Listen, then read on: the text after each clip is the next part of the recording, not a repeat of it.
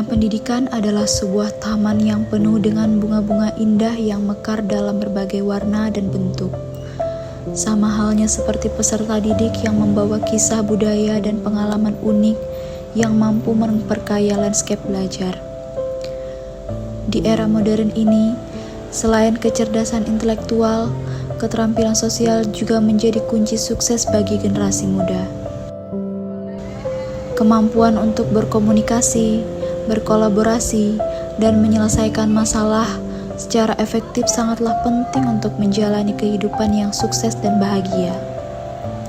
Bayangkan sebuah kelas IPA di mana peserta didik bekerja sama, berkomunikasi, berkolaborasi, berdiskusi, dan berdebat tentang penyelesaian masalah. Kemudian, mereka dengan percaya diri mempresentasikan hasil diskusi mereka di depan kelas.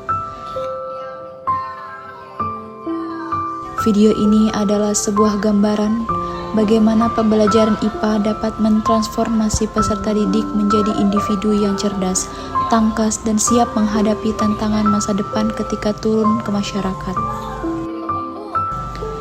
Mereka mulai belajar seperti biasa, diawali dengan doa, dan melanjutkan dengan serangkaian aktivitas yang memupuk keterampilan intelektual dan sosial mereka.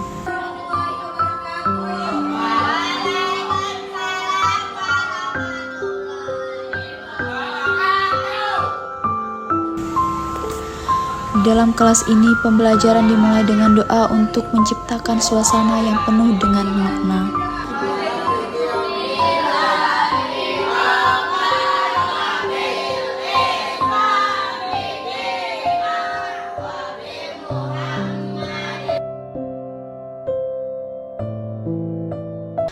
Setelah itu, kemudian siswa diberikan tugas untuk menyelesaikan masalah ilmiah yang menantang secara berkelompok.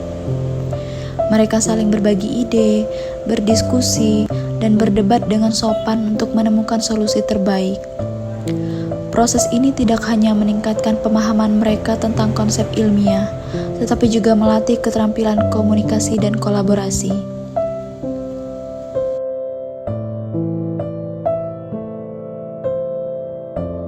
Di masa sekarang ini, memahami dan menerapkan ZPD dalam pembelajaran penting bagi pendidik. Karena dengan melakukan ZPD, pendidik dapat memberikan bimbingan dan dukungan yang sesuai dengan tingkat perkembangan peserta didik. Kemudian melalui ZPD ini pula, peserta didik dapat mencapai potensi maksimal mereka dan mengembangkan pemahaman, keterampilan, dan kemampuan yang lebih tinggi dan sesuai dengan potensi maksimal mereka.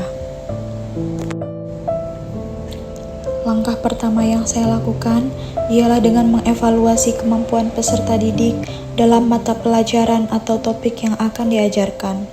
Kemudian saya akan melakukan tes diagnostik dan observasi kelas atau diskusi individu.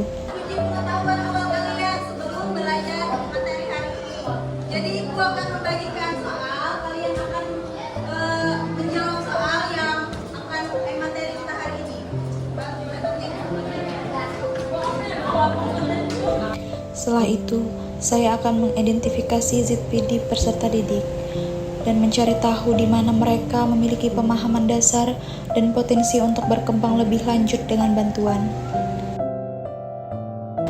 Selanjutnya, berdasarkan evaluasi dan identifikasi ini, saya akan menyusun modul ajar yang sesuai dengan tingkat ZPD masing-masing.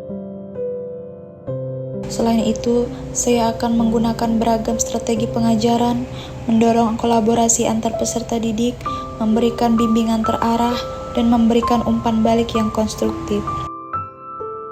Saya juga akan secara teratur mengevaluasi kemampuan peserta didik dan siap untuk menyesuaikan pendekatan berdasarkan respon peserta didik.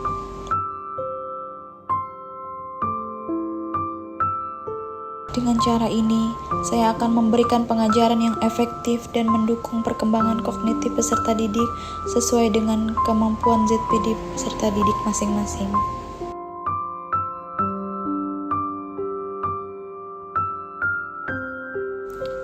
Setelah melakukan diskusi kelompok, peserta didik mencatat hasil jawaban mereka di lembar kerja.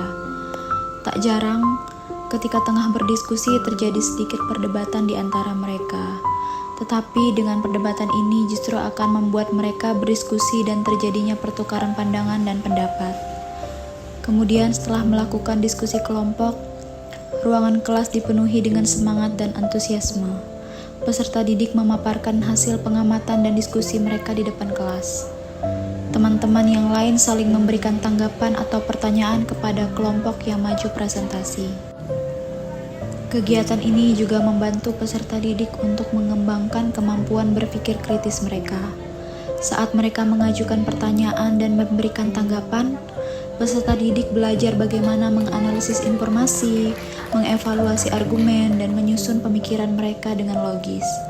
Presentasi di depan kelas sendiri sebenarnya sudah melatih peserta didik untuk berkomunikasi secara efektif, baik secara lisan maupun tulisan. Peserta didik belajar bagaimana menyampaikan ide dengan jelas, terstruktur, dan menarik kepada pendengarnya.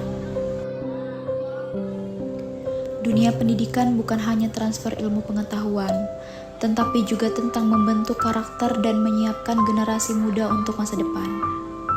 Di kelas IPA ini, para peserta didik belajar lebih dari sekedar materi pelajaran.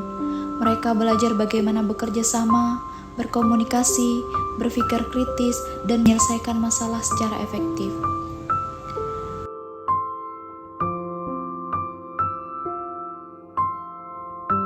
Demikian video ini saya buat sebagai inspirasi dan berbagi praktik baik untuk setiap tenaga pengajar yang ada.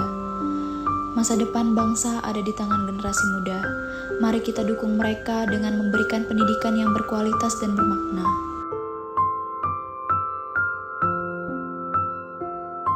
Sampai jumpa. Jangan lupa mengajar dengan hati, terus berkarya dan berinovasi.